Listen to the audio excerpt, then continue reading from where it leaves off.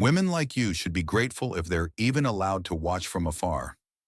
That's what her ex-mother-in-law whispered as she walked out of the courtroom. Minutes earlier, Elara had lost custody of her daughter, lost her home, lost everything that made her feel like a mother. And yet, less than a year later, the world would line up for something she built from the back of a van. Before we dive in, let me know. What time are you listening to this, and where are you? Drop a comment below. We'd love to hear from you.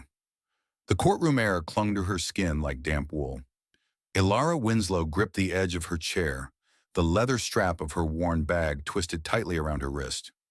The red mark beneath it had deepened since yesterday, another sleepless night, another morning of scratching without noticing. Across the aisle, Everett Grantham sat unmoving legs, crossed chin tilted. Beside him, Celeste resembled a figure carved from granite pearl earrings, catching the sterile ceiling light, her mouth pressed into a line of inherited judgment. The attorney leaned into the mic, voice polished, almost pleasant. The plaintiff exhibits clear patterns of instability, financially, emotionally. She has no permanent residence, no reliable income, and there's video evidence of a mental health episode occurring in the presence of her minor child. On the screen, a shaky clip flickered. Elara's face, distorted by glare, filled the monitor. She paced, shouted words swallowed by the mute feed before collapsing on the linoleum. Junie had been out of frame, probably in the next room, maybe watching, maybe not. She needs help, Celeste declared, calm and rehearsed. Not custody. A low stir rippled through the benches. Elara's hand rose halfway, instinct tugging against despair. Her tongue stuck to the roof of her mouth, dry as paper. Nothing left her lips except a thin breath as the judge delivered the ruling. The court grants temporary primary custody to the father. The petitioner must vacate the shared residence within 72 hours. A review hearing will be set pending further evaluation. Time didn't freeze. It stretched, fragile as glass. Chairs scraped sharply against tile as people filed out. Celeste straightened her blazer heels, tapping with rigid rhythm. As she passed, she dipped close enough to whisper, "My mother used to say, women like you should be grateful just to watch from a distance." Elara rose, face unreadable, bag pressed tight to her ribs. Her footsteps echoed through the fluorescent hallway until cold air struck her cheeks. She exhaled with care, as though too deep a breath might splinter what still held her upright. Through courthouse glass, Everett loitered with a half-burned cigarette, Celeste's whisper curling with the smoke beside him. Elara turned away. Traffic shifted. A crosswalk light blinked. Somewhere a child cried. She tightened her grip on the bag's strap and stepped forward into whatever waited. Cardboard edges scraped her palms as she lifted the first box. Half filled with bedtime books, 3 pairs of pajamas, scattered art supplies, and the worn recipe journal she once buried in a drawer. The rest remained locked upstairs, guarded by the property officer, with folded arms and a clipboard. At the stairs' base, Junie crouched with her sagging teddy bear, its eyes dulled from years of grip mirroring the fatigue etched across her mother's face. Tape tore, boxes sealed each sound too loud against hollow walls. What had been home now echoed like a shell on countdown. Air outside carried no season, neither warmth nor chill. A rideshare car pulled up, driver distracted, earbuds in. Elara murmured the address, and the ride slid through town, wordless, Junie fogging circles onto the glass with her breath. The car turned into a cracked asphalt lot behind sagging chain link. Rusted bikes leaned, vending machines slumped, a dented mailbox clung to its post. Waiting among the clutter, a white cargo van sagged on tired tires, bumper crooked, a scar raking down its side. A man in his 50s stood near it, wiry beard shirt half tucked into weary jeans. His eyes stayed flat. "Had it about 4 years," he muttered, nodding toward the van. "Used to haul pies for Sal's Pizza over on Parkwood. 240,000 miles, but it still runs. Heat works if you kick the dash." He sparked a cigarette with trembling fingers, smoke unraveling into the gray sky until nothing remained. Elara stepped forward, letting her hand brush against the van's side. The paint peeled where the sun had hit hardest. The handle squeaked when she opened the passenger door. The van reeked faintly of oil and cardboard. Upholstery along the bench seat had split yellow foam, crumbling like stale bread. From the mirror dangled a pine-scented freshener, drained of life long ago. Junie lingered outside, her bear wedged under one arm. Elara asked if she wanted to try the seat. The child climbed in carefully, legs swinging under the dashboard, fingertips grazing the worn steering wheel before drifting across the cracked vinyl. "How long are we staying?" Junie murmured, eyes fixed on the glove box. Elara's grip tightened around her wallet. The envelope inside felt thinner than it should. She unfolded each bill, counting twice before pressing the wad into Walt's hand. 900 left her nearly hollow. Just a $6 grocery card, a library pass, and a faded school photo remained. Walt slid the money into his jacket and vanished through the gate without farewell. Dust settled before Elara turned the key. Metal chilled her palm engine, coughing once before catching. She drove without aim until neon signs lured her toward a discount store. Junie waited in the van while she grabbed 2 blankets, a crank flashlight, a thermos, and socks patterned with cartoon whales.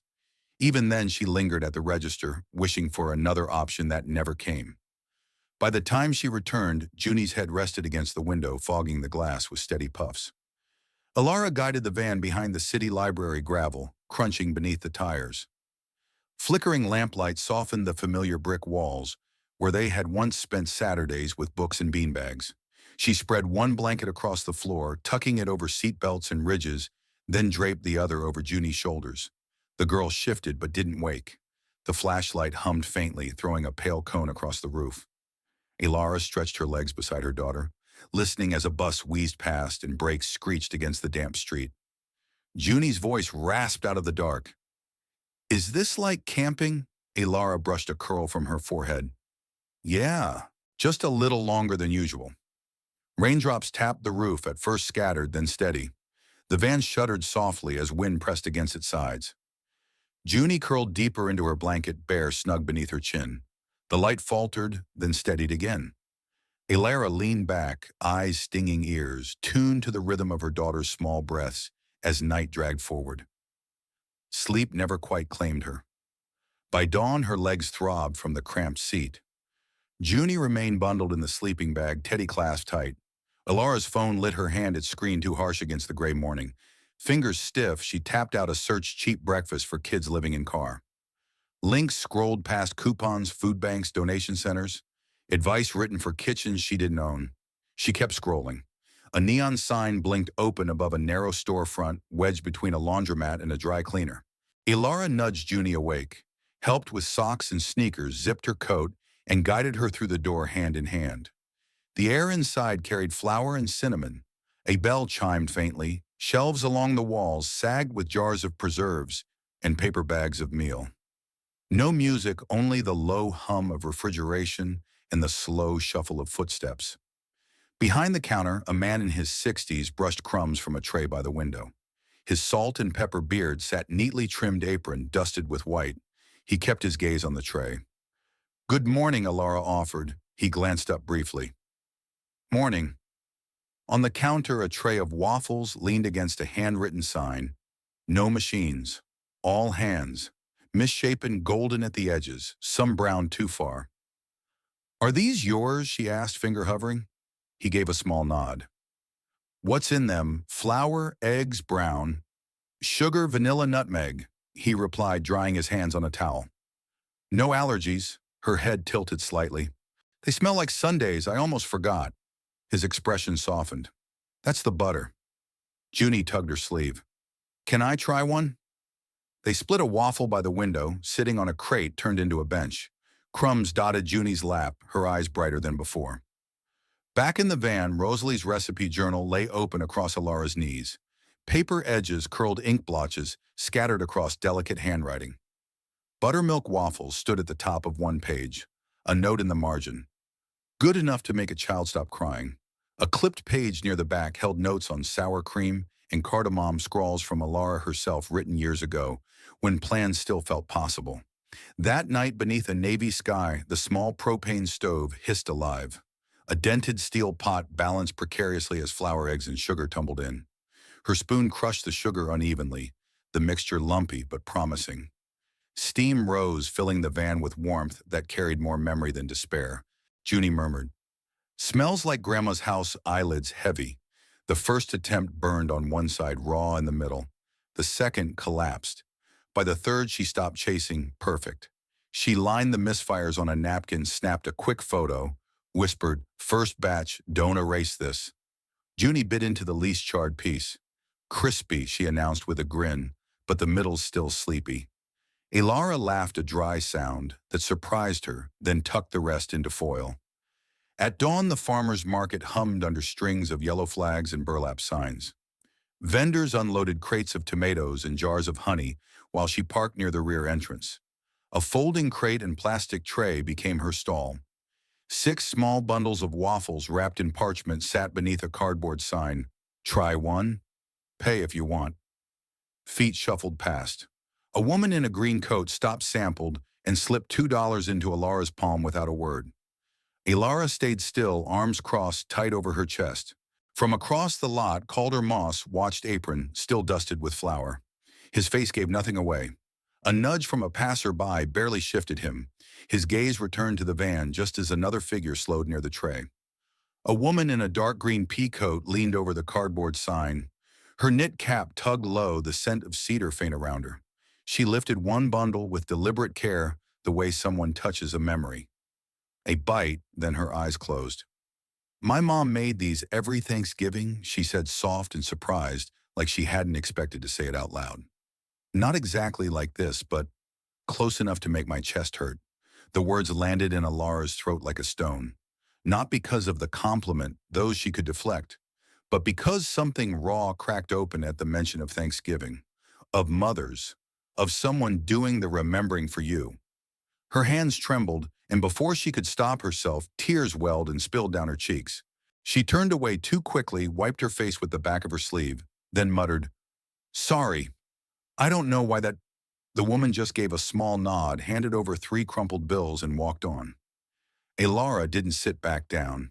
She stood there beside the cargo van, arms folded, face tilted to the side, as if the breeze might erase what had just happened. When Calder appeared, she flinched. He wasn't carrying baked goods this time, or coffee, or even wearing the usual apron. In his hand was a single sheet of paper, crease stapled in one corner, printed in bold black type. He handed it over wordlessly. At the top, Cascade Street Community Kitchen. Rental inquiry form. She skimmed the page. He said nothing until her eyes paused on the bottom line.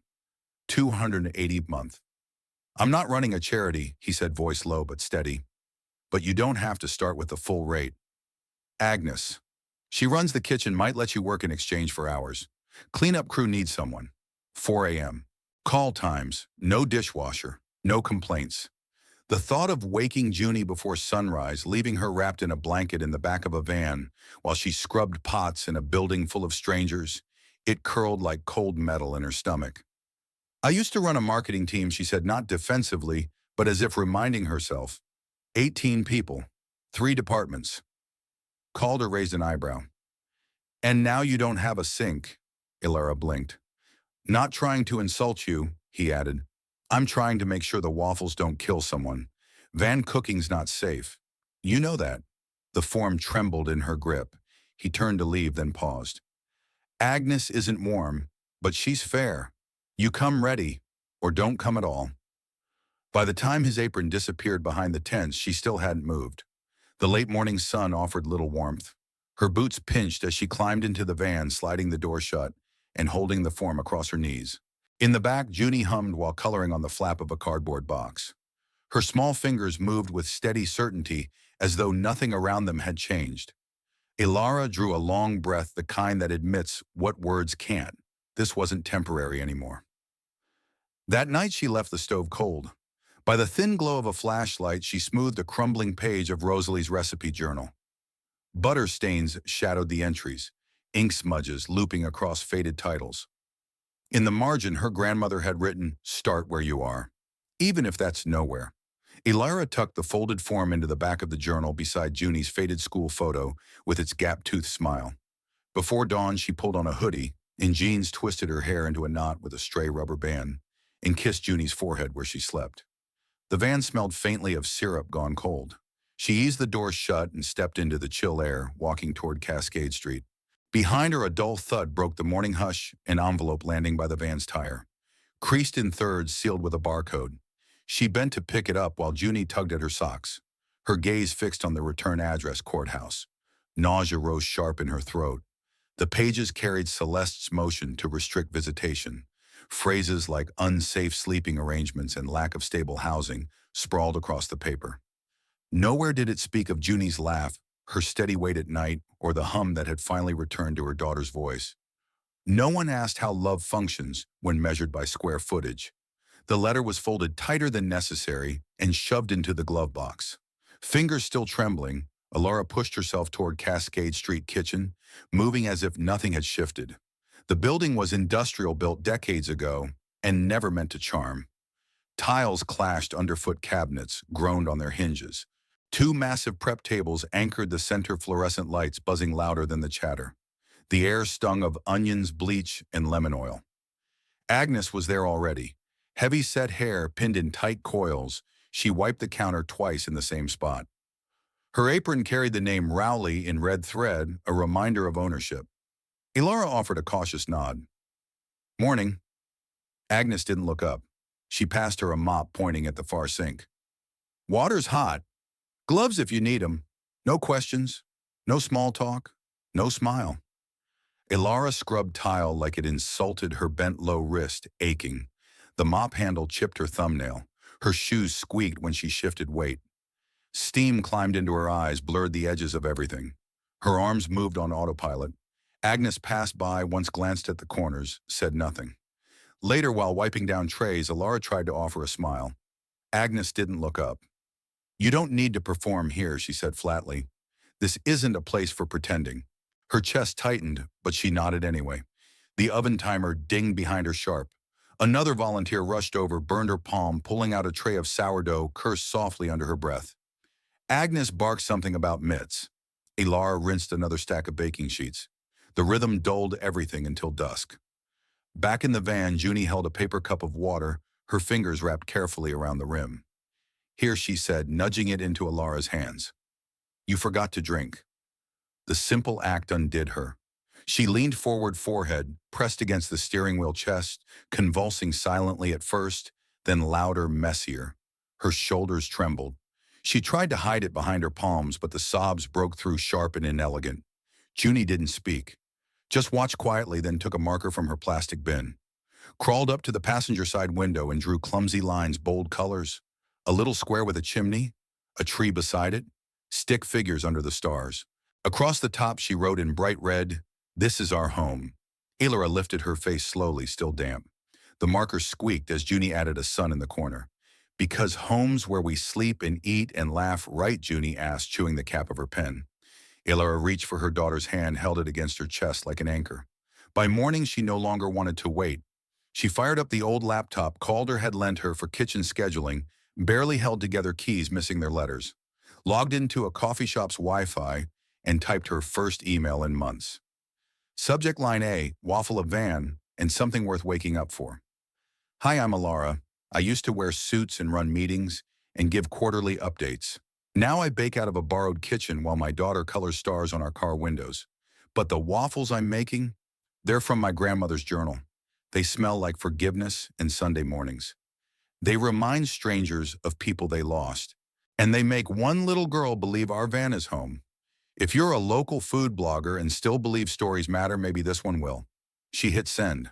Then again, and again. One after another, addresses pulled from blog sidebars, bakery Instagram bios, local food critic sites. Some would ignore her, some might laugh, but someone somewhere might not.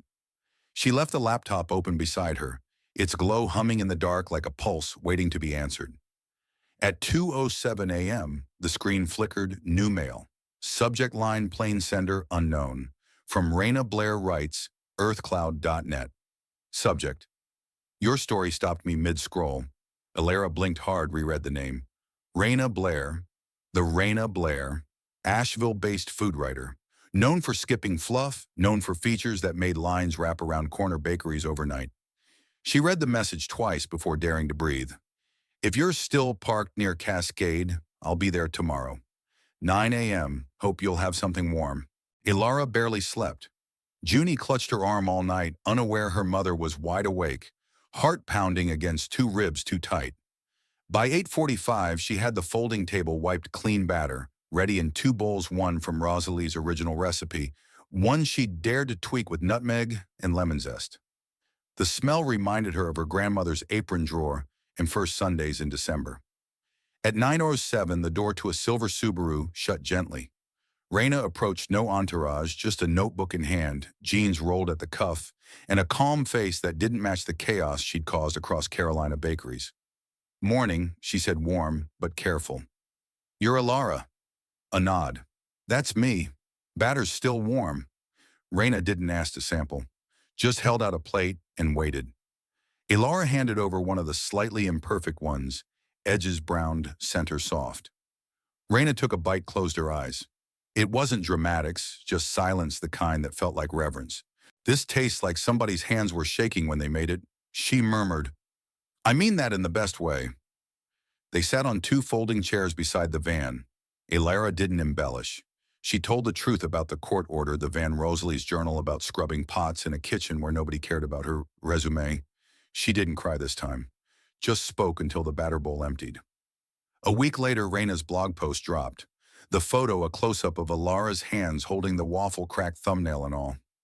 The caption, "I've eaten pastries on cruise ships and in Michelin-starred dining rooms. But this is love. This is the kind of food that holds your grief gently. This is survival buttered." Within 2 hours, 3 people knocked on the side of the van. One asked for the grief waffle. Another said he'd driven from Weaverville. By noon, every batch was gone. That rhythm held for days, lines forming smiles, exchanged cash, crumpled in small bills. Junie giggled behind the window each time someone complimented the syrup. Agnes pulled Elara aside on a Thursday afternoon, wiped her hands on a towel, brow furrowed. "This kitchen isn't built for fame," she said bluntly.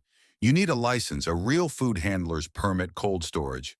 If you keep growing like this, the county will shut you down before you can finish saying waffle." Elara opened her mouth, then shut it. Her apron still clung damp against her skin. Syrup had stained her elbow hours ago. "And for the record," Agnes added softer, "I'm proud of you. But this isn't a forever place. Don't wait for someone to make you leave." That evening, Calder knocked on the back of the van. "You got a minute?" he asked, standing with a rolled-up newspaper and a bottle of vinegar.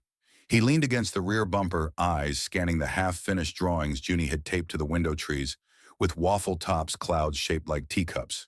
"You know," he began, "you're not the only one who's ever made something good and small and worth fighting for." She leaned against the doorframe.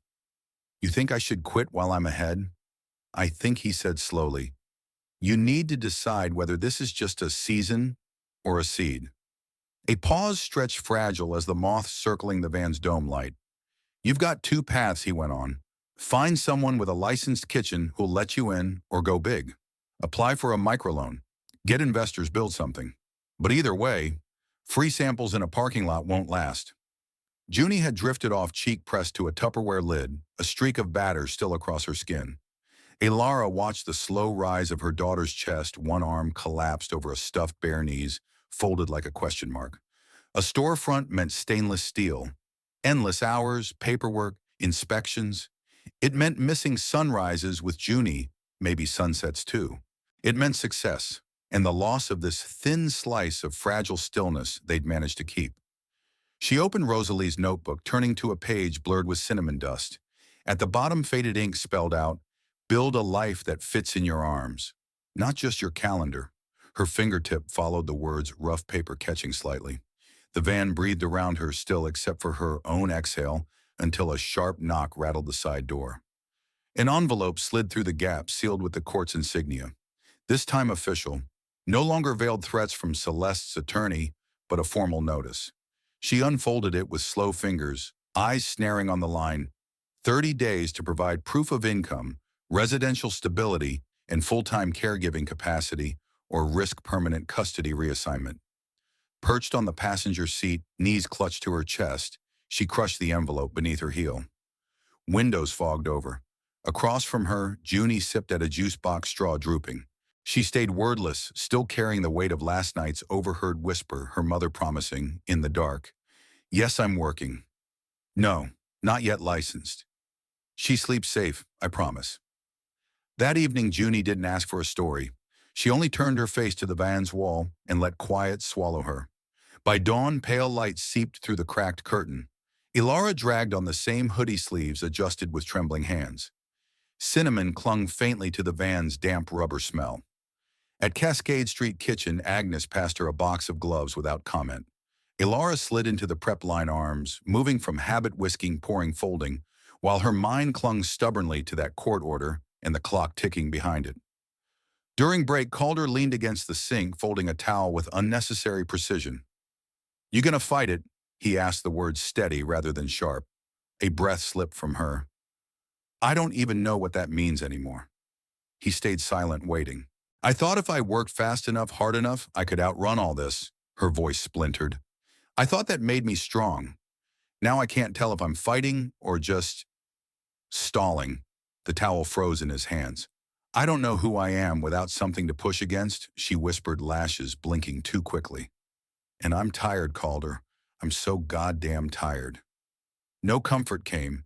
He simply disappeared into the locker room and returned with a folded sheet of paper. "Wasn't gonna show you this," he muttered. "But maybe it's time. A short-term lease, shared-use kitchen, Brooklyn, NY scrawled in blue ink, rent, underlined twice. Notes promised, fully equipped. Quiet hours respected. Children welcome during non-service times. Friend of mine runs a soup project there," Calder added. "Wants to scale back. Place has sat dark for months." The address seemed to bare its teeth as she read. "Too far?" he asked. "I don't know." Her voice dropped. "Junie calls this van our house." Hours later, fingers clenched the steering wheel in the library lot, old plastic creaking beneath her grip. Beyond the windshield, the world went on traffic lights, blinking kids dragging backpacks, a couple bickering by the bike rack. Junie taped a fresh drawing beside the stove, 3 stick figures, this time one with gray hair. "Calder, maybe." She traced the lines and Junie asked quietly, "If we drive far, will the stars still be the same?" Elara's throat tightened. "They will," she answered, though certainty never followed. That night, Rosalie's journal opened again. Between recipes for blueberry crumble and cherry hand pies, a line wavered in faded ink. "Don't anchor to the raft you built to survive. Sometimes you have to swim toward the shore." The words gripped her chest. Brooklyn meant beginning again, pulling Junie from every familiar scrap, the drawings, the Van Cascade mornings, the sidewalk cracks she'd memorized. Yet it also promised a roof, a kitchen. No one could strip away a chance to face the court with more than just intentions. Near midnight, Elara unfolded a county map, dragging her finger from Asheville toward New York. The paper crackled under each shift, edges worn from years of folding. Beside her, Junie murmured half-formed words, then sank deeper into sleep. A gust rattled the thin van window, rainwater splashing against distant tires. At dawn, gravel crunched under new wheels. A car door shut softly, followed by another. Elara looked up to find Raina standing there, with a small crew, one hefting a boom mic, another adjusting a lens that glinted in the weak sun. Junie pressed her nose to the glass as a reflector snapped open opposite the driver's door. Her stomach knotted. She stepped outside, arms crossed, forcing on a stiff smile. "I never agreed to a film," her voice low.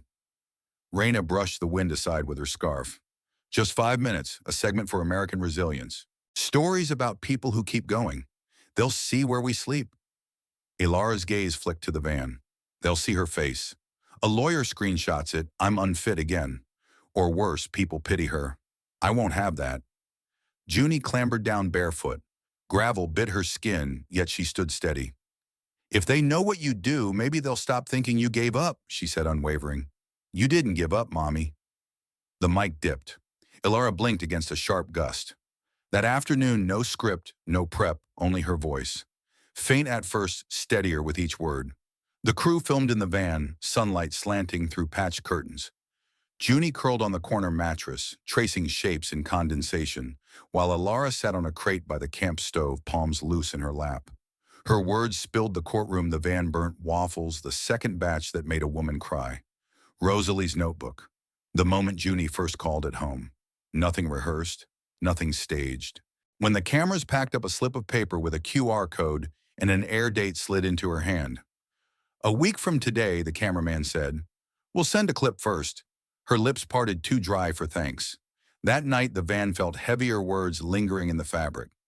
Junie drifted off, mid-sentence, cheek pressed to her sketchbook. 7 days blurred by before the video dropped. Flower fire in the front seat. Views climbed past 1 million in hours. Orders from Portland, Tennessee, upstate New York filled her inbox. Messages stacked teary emojis, donation, offers, jokes about eating bread, even on fire. She read them stunned, sore more than proud. Brave, fierce, soft-hearted words strangers pinned to her. None fit. On the second day, Agnes called her in. Not about cleaning rotas, not freezer space. Her tone held something else: business. There's an opportunity, she said, sliding a folder across. You've built a name. That's rare. And I have room. Tucked in the folder was a draft proposal, a permanent baking station in the corner signage, and a profit split 60% to Elara. But you'll need to register. Real papers. No charity here. Risk for both of us. Flour smudges dotted her hands as she turned the pages. A pen waited beside the folder, catching light. In the hall, Junie twirled in rain boots, batter still streaked across her cheek. The nib hovered, then pressed. Ink spread steady. Her name settled like it belonged there. Calder leaned, close arms, folded eyes fixed on the page. That's it, he murmured. Not play acting anymore. You're building one. A faint smile tugged at her lips. Refrigerator hum, pencil scratching, nutmeg mingling with bleach in the air. Outside, Junie hopped across chalk numbers, ponytail bouncing. Later, a padded envelope arrived, no return address, only her name. Within it lay Ashworth stationery, heavy stock, edged in gold. Celeste's handwriting, precise and distant. Elara, despite our past difficulties, I recognize your potential. I propose a partnership. You bring the heart, we bring the structure. Ashworth's Revival, a legacy brand rooted in healing and heritage. The next paragraph was underlined. In exchange, Everett will resume custody of Junie, ensuring her comfort and future stability. You'll be free to focus on what you do best, baking. No signature, just a typed Celeste Ashworth. At the bottom, a business card clipped with a gold paperclip. Elara stood still for a long moment, the words flattening against her chest like weight. Then she tore the letter in two, then four, then into pieces so small they clung to her fingers like ash. She didn't raise her voice, didn't hurl it across the room, just dropped the scraps into the compost bin and scrubbed her hands under cold water. She didn't cry. She didn't even feel anger, only a sharp ache deep in her ribs, pity maybe, or something close. That night, she pulled out every document she'd been gathering: contracts, invoices, health check records, business registration, the proposal Agnes had co-signed, printouts of the American Resilience feature, and screenshots of comments from parents, teachers, veterans, nurses, all saying how her story had stirred something in them. Junie's pediatrician had emailed a clean bill of health 2 weeks ago. The food blogger who first posted about her waffles had offered to write a character reference. Even Agnes reluctantly agreed to provide a notarized statement verifying Elara's work history and financial self-sufficiency. She sat in the passenger seat of the van windows, fogging from the inside. Junie slept in the back, curled into a pile of thrifted quilts. Elara used the glow from her phone to fill out the final form online. At the end, a blank field appeared. Describe any extenuating circumstances the court should consider. She rested her fingers on the keyboard, then typed. I lost everything, including the benefit of the doubt, but I have not once abandoned my child. I live where she lives. I work so she sees me fight. We sleep in a van because we must, but I teach her how to build, how to try, how to believe we are still worthy. She clicked submit just as a gust of wind rocked the vehicle gently. 3 days later, they returned to court. This time, Elara wore dark jeans, a clean button-down, and her hair pulled into a soft bun. No makeup, no accessories. Just her name pinned on a badge that said, business owner, from the shared kitchen's hallway wall. Celeste arrived in a pearl gray pantsuit, Everett trailing behind in silence. The judge flipped through the file without raising her eyes. Ms. Winslow, she began. We have reviewed the submitted documentation. It appears you have established a consistent income, secured formal employment, and can demonstrate a fixed address connected to your business operations. Is that correct? Elara nodded. Yes, Your Honor. I live in the van by choice, not by force, and I've built something real for my daughter and for myself. Junie sat behind her, swinging her legs. She wore one of Elara's handmade aprons over her dress. Her hair had flour on it. The judge didn't smile, just underlined something on her notepad. I am placing a temporary hold on final custody reassignment, she said after a moment. We will schedule a follow-up in 60 days to assess progress. For now, joint custody remains. Visitation split evenly. Elara exhaled, fingers tightening briefly around Junie's, before she rose, the weight of the courtroom air clinging to her skin as they stepped out together. Hours later, her fingers still ached from that grip as she lowered herself onto the cold concrete floor of the bakery's back storage. Knees drawn and elbows pressed to flour-dusted leggings, she sat beneath the flicker of a bulb that hummed like it couldn't decide whether to die or cling on. The oven stood dark, no batches rising, only the faint buzz of a phone on the counter she hadn't checked in hours. The Post had gone live that morning.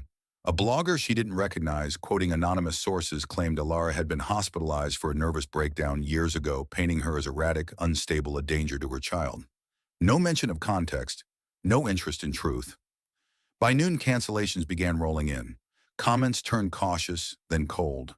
A regular from the Saturday market sent a polite message. Just until things clear up. We support you, but we have kids too. The word "but" sat like a pit in her stomach. She didn't cry, just curled tighter forehead, pressed to her knees, wondering how long it would take for everything she'd built to vanish like steam from a kettle. Footsteps padded across the floor. Junie, barefoot again, despite the chill, shuffled toward her, holding a crumpled paper in both hands. Made this, she said quietly. Elara glanced up. A drawing uneven and bold, Junie's bakery, with a big sun behind it and a crooked sign that read, Mom's Buns. Beneath it in block letters, if you give up, who's going to bake my favorite ones? The paper trembled slightly in Junie's grip, as if the child knew too much for her age. Elara took it, gently traced a finger over the sun, the wonky window, the hearts floating over the roof, then folded the paper in half, set it on her lap, and stood. The phone still buzzed. She unlocked it, opened her bakery's social account, and hit the Go Live button before she could overthink. The screen blinked. A red circle glowed in the corner. My name is Elara Winslow, she began, voice low but steady.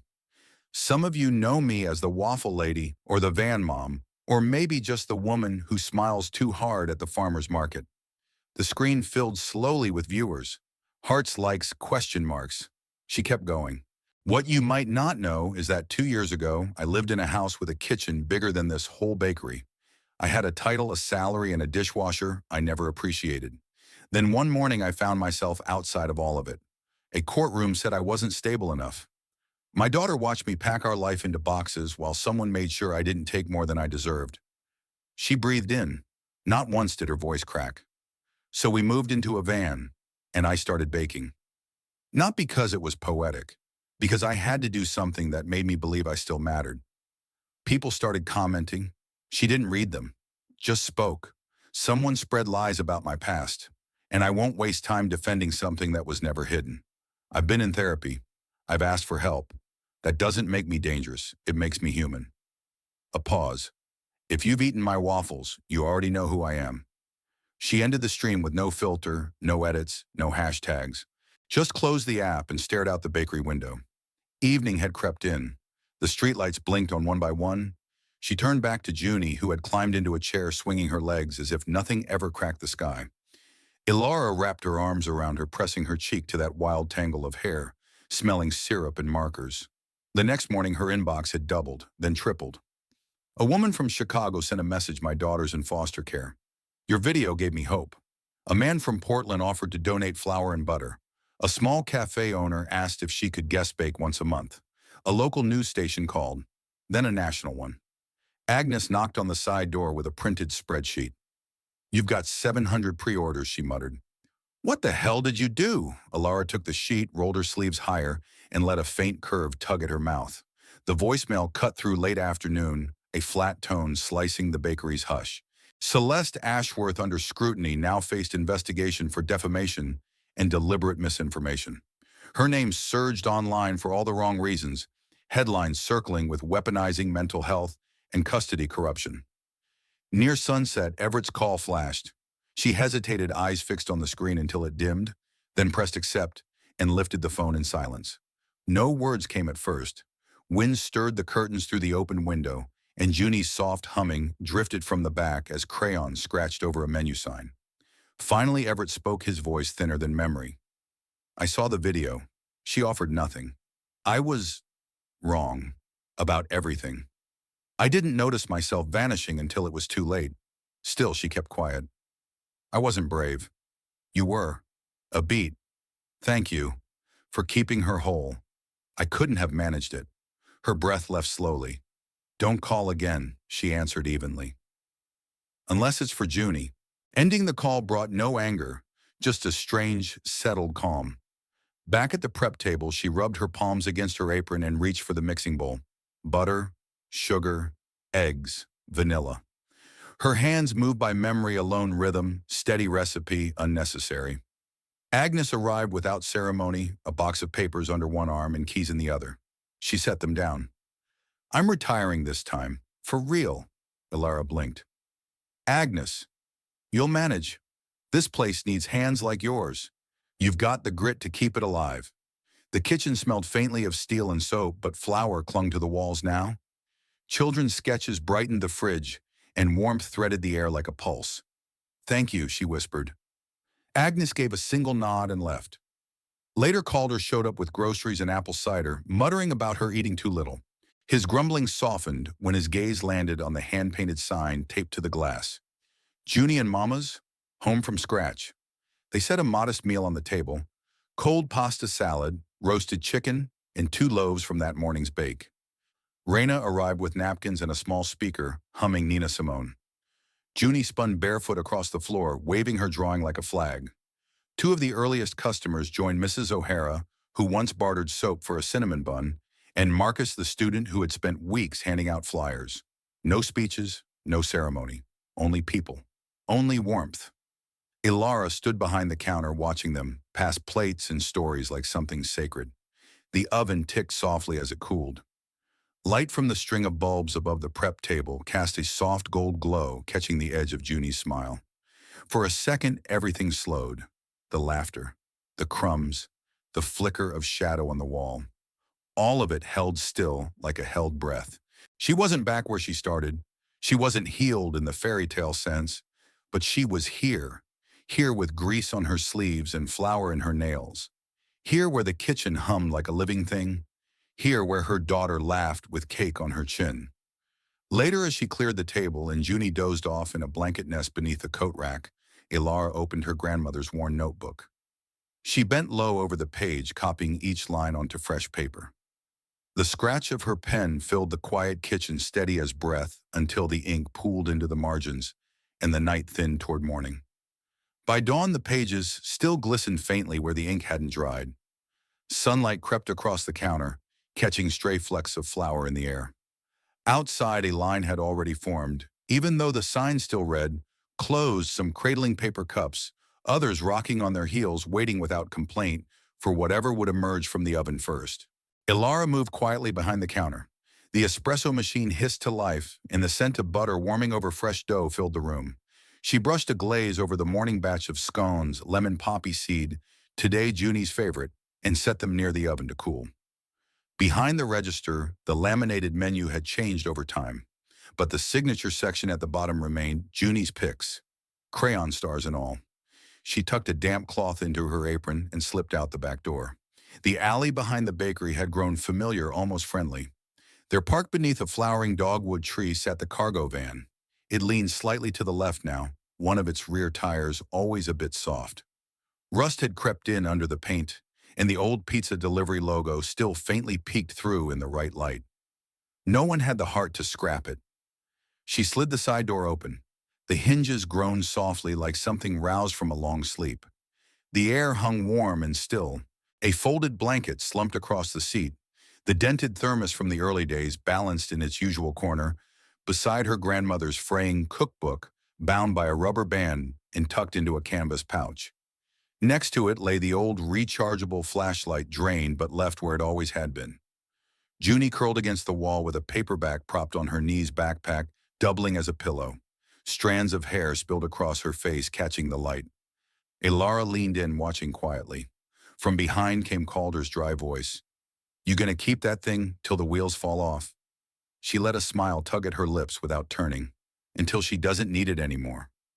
her reply barely above a whisper. Or, until I don't either. He only nodded once and moved back toward the shop, leaving her with the van and the faint hum of morning. The writing on the wall had faded, yet still clear, scrawled in thick purple marker. This is our home. Her fingertips traced the letters, pausing at the smudges where ink had bled into metal. Tiny flower marks lingered too, ghosts of sticky hands once pressed there. Proof. Memories crowded in nights behind the library windows, clouded with condensation, the weight of Junie's head heavy on her shoulder trains, murmuring past. Cold mornings rinsing with bottled water, the sharp ache of not knowing what came next. Faces followed Agnes Calder, the nearly unsent email that first loaf cracked and uneven, carrying more memory than hope. Everett's silence. Celeste's storm. Junie's napkin drawing declaring, "My mama makes the best bread in the world." A gust stirred the copper chime above the shop door. Its uneven notes fell like a lullaby half forgotten. The bell sounded again, the first customer arriving. Elara pressed her palm flat to the van's metal one last time before easing the door shut. Back through the alley, around the side. She walked through the front entrance instead of the back, her apron still dusted with flour, her shoes squeaking slightly on the polished tiles. Behind the counter, Junie had beat her there. Barefoot giggling, she leaned over a tray of fresh cookies, announcing to no one in particular, "These have extra love today." Elara laughed, grabbed a serving tong, and handed the first one to the woman who'd waited longest outside. "Try this," she said, and her voice was light, still warm. The customer bit in, her eyes closed. Outside, sunlight stretched down the sidewalk like spilled honey. The town moved slow in the morning. People wandered in, wandered out, always leaving with something more than they paid for. And above the door, the sign swayed in the breeze, the words painted in bold, slightly uneven script. Junie and Mama's, home from scratch. There were no magic moments in Elara's story, only small, brave decisions stacked like bricks. She didn't win by beating someone else. She won by refusing to disappear. Maybe that's what rebuilding looks like, not glory, but grit. Not perfection, but persistence. So if you're standing at your own rock bottom, remember this: healing doesn't always feel like triumph. Sometimes it feels like a warm scone handed to someone who waited in line just to believe in you. If this story moved you, hit subscribe and stay with us for the next one. We tell stories like this for people like you.